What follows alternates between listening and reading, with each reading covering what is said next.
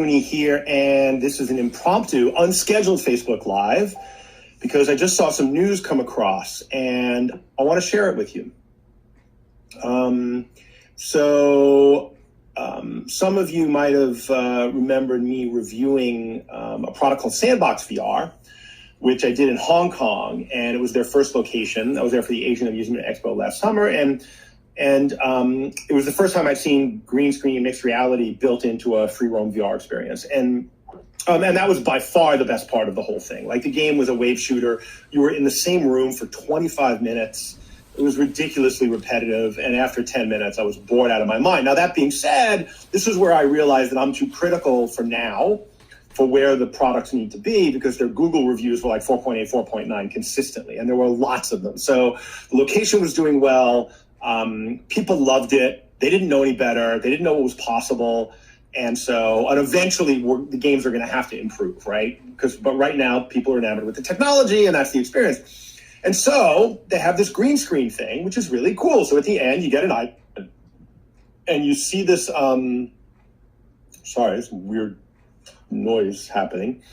And you get this iPad and you have a little video of you playing, and you can share it on Facebook with your friends. And this is similar to what now I think Spaces is doing. And the thing about both of these experiences, though, what Spaces is doing, they're doing without green screen, I think, and what Sandbox is doing is they're actually showing the avatar in the game. They're not showing you in the game. Now, Spaces is showing an avatar with your face on the game, but it's a static image of the face. A little creepy, but it's a Terminator, so that's okay. But anyway, all right, so that's the background for the story, right? So just an hour ago, across the wire, comes a news release, and it basically says that Sandbox just completed a Series A for $68 million from Andreessen Horowitz, which is a AAA VC firm in the Valley. And so now I was just at CES 2 weeks ago, and I'm talking to Tipatat from the VR fund, and I'm like, hey, what can we do to kind of get money going in LBVR? And he's like, nobody's investing anything in location-based VR. And I'm like, really? And he says, the only way to raise money is to go strategic, find strategic investors that are going to benefit from the company that's bringing the product to market. But investors, VCs, are not going to invest in location-based VR. So Tipatat, I'd love your take on this one.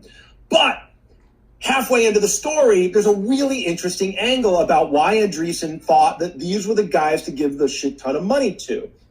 And I will say, I've spoken to Andreessen while I was involved with another company about a large investment, about a retail rollout of virtual reality. And they were really interested. So they've been looking at this space now for at least a year, maybe a year and a half.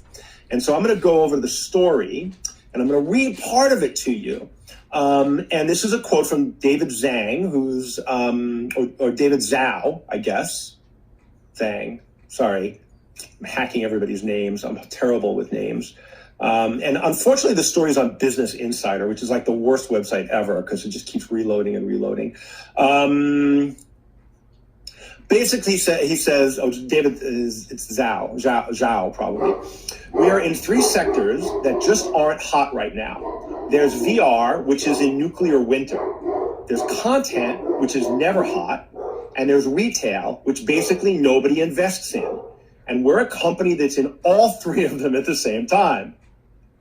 So that's not a promising story to go to market with to raise a shit ton of money, right? Part of how Sandbox VR markets itself is through social media. Participants get a video of themselves all rigged up. Participants get a video of themselves all rigged up and can share clips of themselves as the characters inside the game. Quote, seeing it on Instagram is going to be one of the really killer secrets of this business, said Andrew Chen, an Andreessen Horowitz partner. When you are having such a good time and it creates a video of you and all your friends screaming and ducking like all this is happening and it's so fun, that's the leap that so many people share. He added, they've cracked the code on getting new customers in to try the experience, and I think that's really special. Now, I've been yelling at you guys about mixed reality and adding mixed reality into your VR attractions. for a year now, maybe, since Amusement Expo last year, I think, when I first saw it. And so this Friday, I'm doing a deep dive webinar with Tarny Williams from Blueprint Reality, who has a new product that they just released at CES in the Intel booth called Mixcast Moments. And it's way better than what Sandbox is offering. And so if you've got a VR solution that you're bringing to market and you're not integrating mixed reality into that, you're missing two key elements. And these are two huge problems that operators tell me that they have. Number one, I need a better spectation experience to increase the conversion of spectators to customers. People walk by and watch, but they don't buy tickets because they have no fucking idea what's going on, okay? So mixed reality solves that problem. Number two, I need to be more effective in my advertising. How can I do that? Well, paid social is expensive. Leverage your customers, give them something of tremendous value that they can share with their friends that's branded that will drive people back to your location. Like, this isn't fucking rocket science, guys. $68 million from one of the smartest investors in Silicon Valley went to Sandbox for one reason. They only have 7 locations. One reason.